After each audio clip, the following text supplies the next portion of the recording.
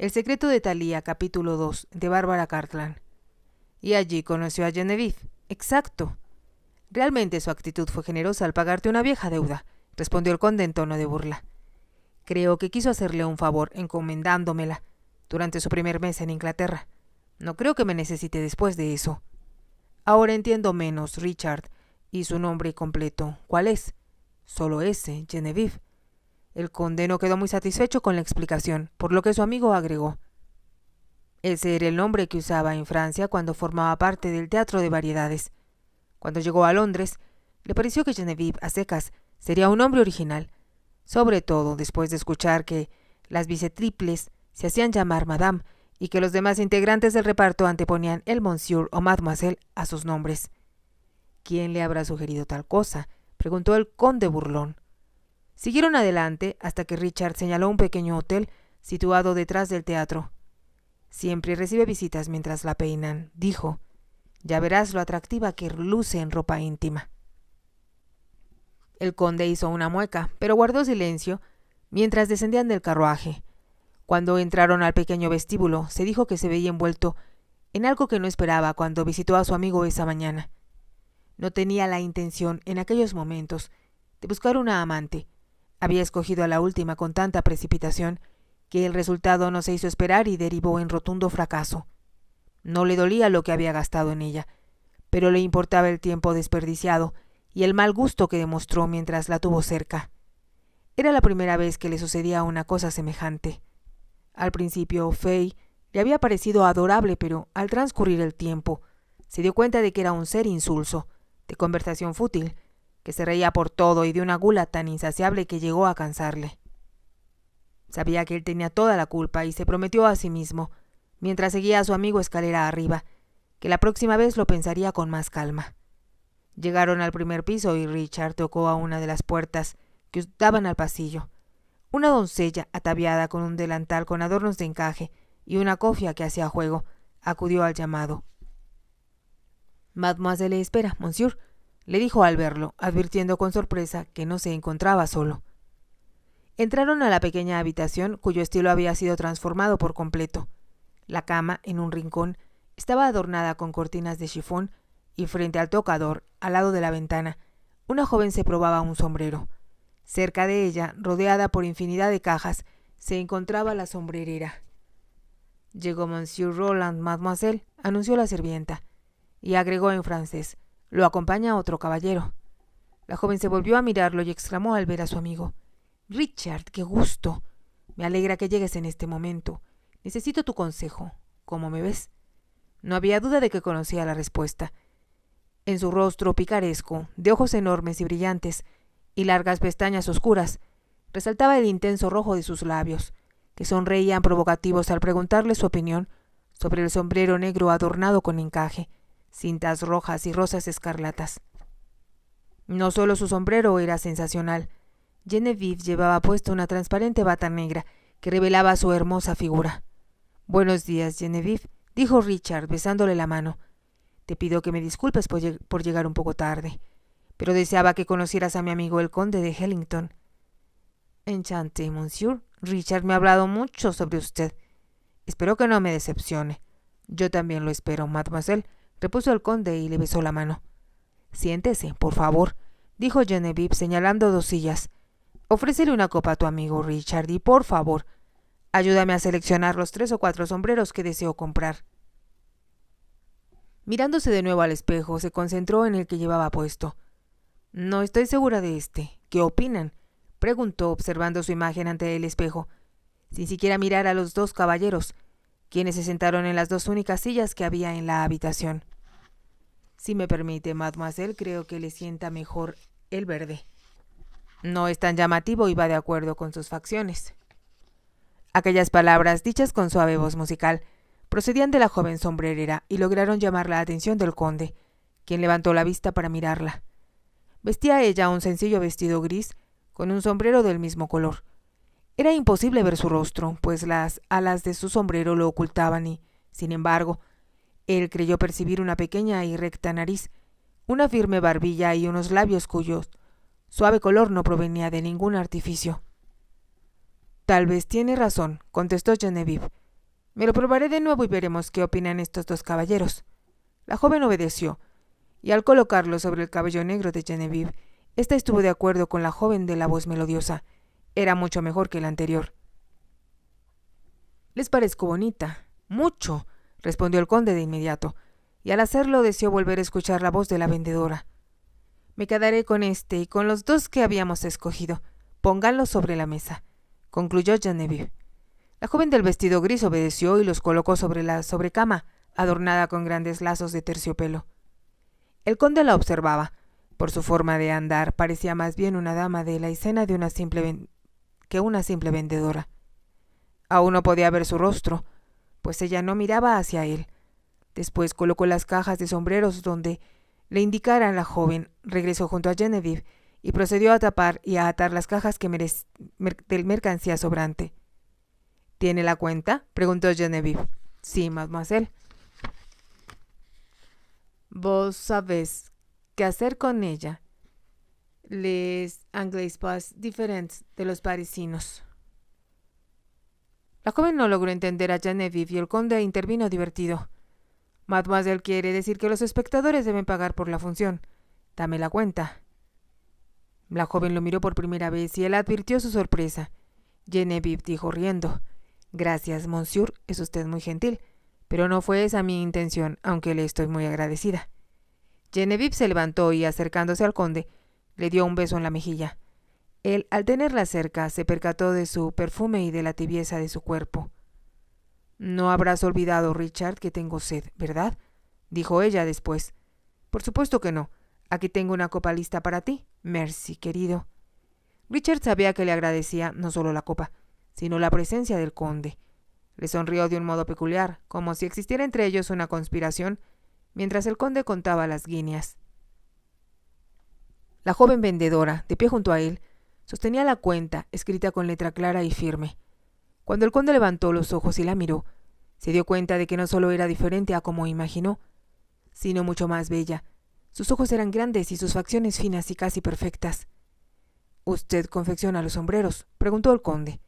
«Algunos, milord». «Debe ser muy hábil». La joven asintió con la cabeza, agradeciendo el cumplido. «¿Le gusta su trabajo?». De nuevo la joven movió la cabeza afirmativamente. El conde notó en ella cierta reserva y tuvo la impresión de que no le agradaban tantas preguntas sobre su persona. Pero como deseaba volver a escuchar su voz, insistió. «Le hice una pregunta». «Trabajo por necesidad, milord». Su voz seguía siendo melodiosa, pero el tono le pareció distinto. Otra, en su lugar, hubiera respondido de muy diferente manera. El conde tenía ya en la mano el dinero exacto, pero lo retuvo. «No debe ser muy agradable trabajar para que otras mujeres se vean bellas», dijo. Observó la expresión de la joven y le pareció ver un destello en sus ojos, como si contestara a su comentario. Su trabajo consistía en ayudar a las mujeres a verse hermosas, pero había algunas que, por más empeño que pusieran, no lograban mejorar su apariencia. Estaba seguro, aunque ella no pronunció una palabra, que eso era lo que pensaba. La joven esperaba el pago y, como el conde no se decidía, le dio el recibo. Extendió una mano pequeña de dedos largos exquisitamente torneados, en los que no veía ningún anillo. «Gracias, milord». Parecía apresurarlo, exigiendo casi el dinero. «Aquí tiene el importe y una guinea para usted». La joven miró el dinero que el conde sostenía en la mano, y él advirtió la expresión de enojo en sus ojos. Parecía querer rechazar la propina que le ofrecía, pero después, como si recordara la posición en que se encontraba, respondió en tono deliberadamente sumiso. «Gracias, milord. Le estoy muy agradecida». Tomó el dinero, haciéndole una reverencia, y después de recoger su mercancía, salió presurosa de la habitación sin despedirse siquiera de su cliente. Thalía salió por la puerta trasera de la tienda de la señora Burton y, mirando a su alrededor, divisó la figura de una mujer en el extremo de la calle. Se dirigió hacia ella y la mujer le sonrió. Era de edad madura, vestida como correspondía a una sirvienta respetable. «Creo que te hice esperar, Hannah. Discúlpame, pero había muchas cajas que empacar. Menos mal que no tuve que entregarlas. No me parece un trabajo adecuado para ti. Sabes que no puedo darme el lujo de escoger», respondió Thalía riendo. «Hoy tuve un día de lo más interesante. Te hablaré de ello en cuanto nos reunamos con mamá. ¿Cómo pasó hoy el día, Hannah?» «Como de costumbre. esperando el regreso de tu padre y la carta que no parece llegar nunca. El tono de Hannah era de enojo, pues adoraba a la madre de Thalia y le preocupaba la situación que ambas atravesaban. Se dirigieron deprisa a High Hill, pues a esa hora las calles no estaban muy concurridas y podían avanzar sin tropiezos. Cruzaron la avenida y entraron al pasaje Lansdowne. Cada vez que cruzaban por ese sitio, Thalia pensaba en los salteadores. Cierta vez, cuando el príncipe de Gales y el duque de York eran muy jóvenes, fueron asaltados por un grupo de bandoleros mientras paseaban en un carruaje por High Hill. Londres jamás. Los ladrones jamás fueron atrapados y, en otra ocasión, un bandido escapó galopando por ese pasaje hasta llegar a la calle Corson sin que nadie lo volviera a ver. Aquellas huidas siempre le habían parecido a Thalia algo temerarias y a menudo se preguntaba si ella tendría el valor necesario de hacer algo tan audaz. Hannah guardaba silencio, ansiosa de llegar a casa, y Thalia seguía ensimismada en sus pensamientos. El hombre que había conocido esa mañana y que le dio la guinea era la clase de persona que le gustaba observar mientras cabalgaba o caminaba por la calle Bond. Su apariencia le recordaba un bandolero o un pirata. Era la primera vez que hablaba con un caballero de su clase y adivinó, antes de escuchar su voz, el tono un poco cínico y burlón con que se expresaría.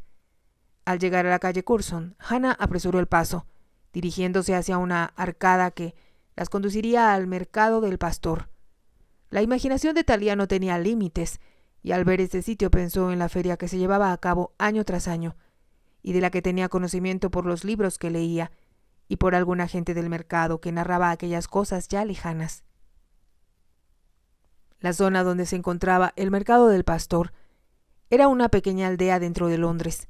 Sin embargo, en el pasado, cuando la feria se instalaba por 2 semanas, todos los años constituía una de las máximas atracciones de la ciudad.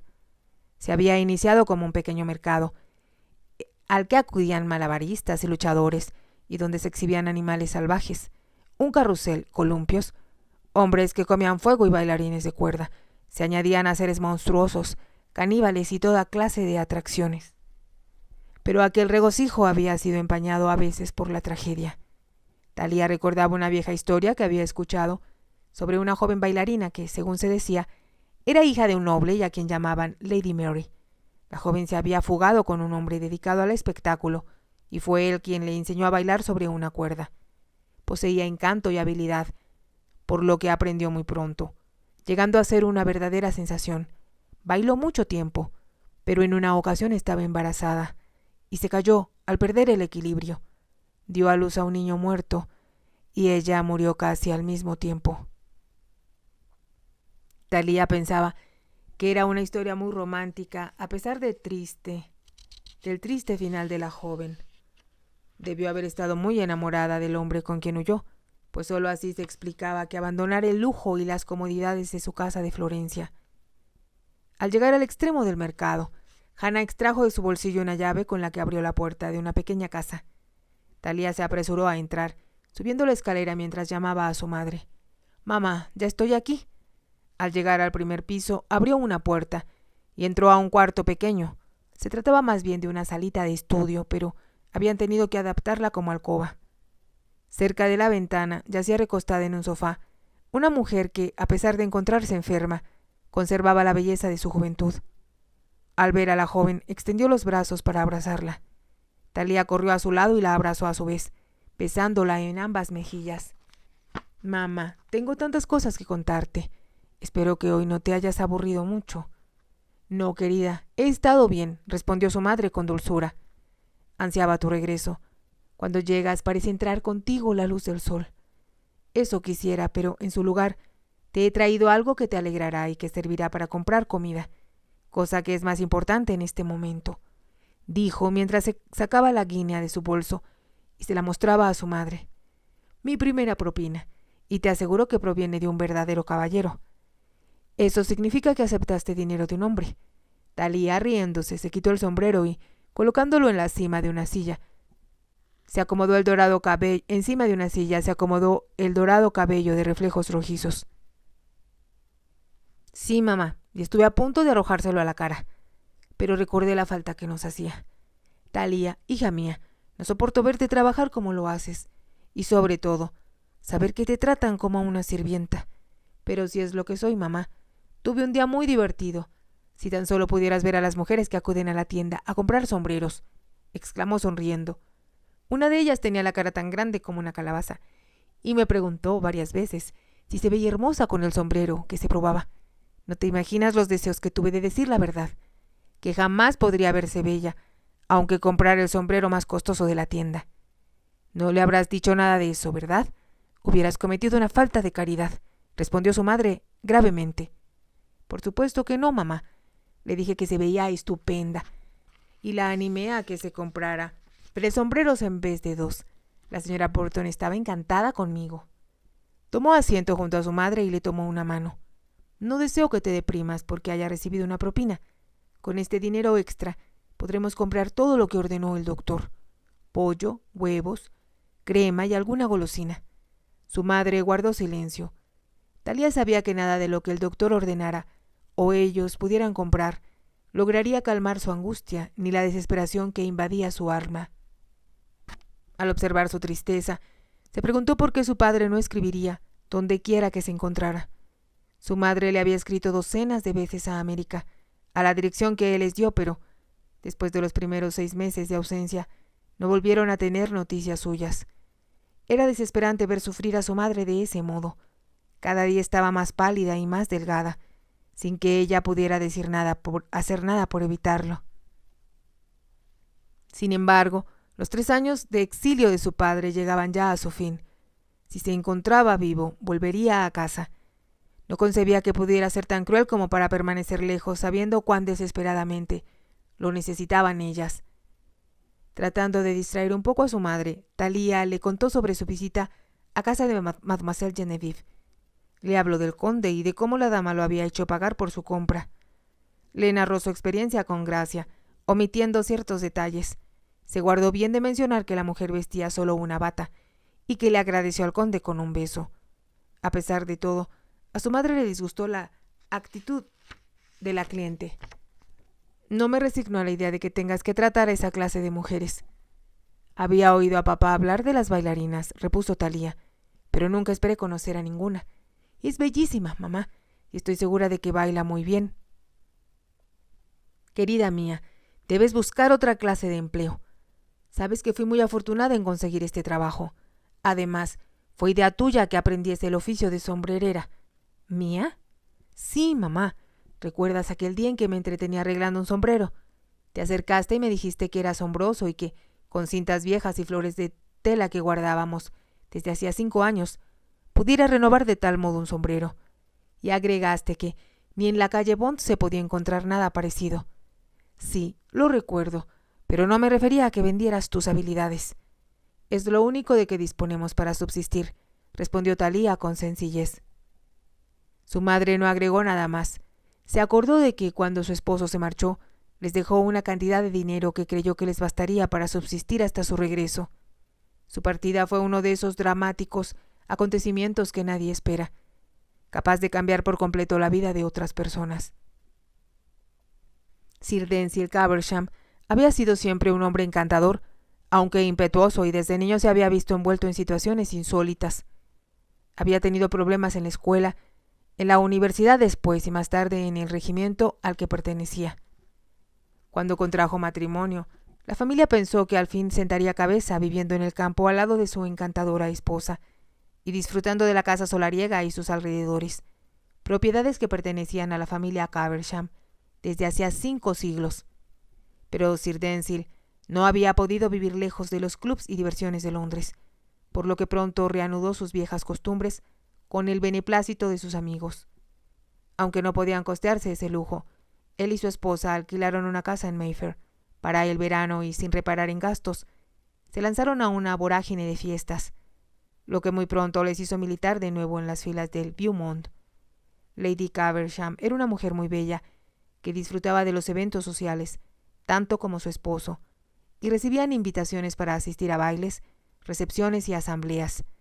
Regresaban al campo solo para la temporada de caza, y cada vez permanecían más tiempo en Londres, a donde llegaban antes de que los narcisos comenzaran a florecer, permaneciendo allí hasta bien entrado el verano.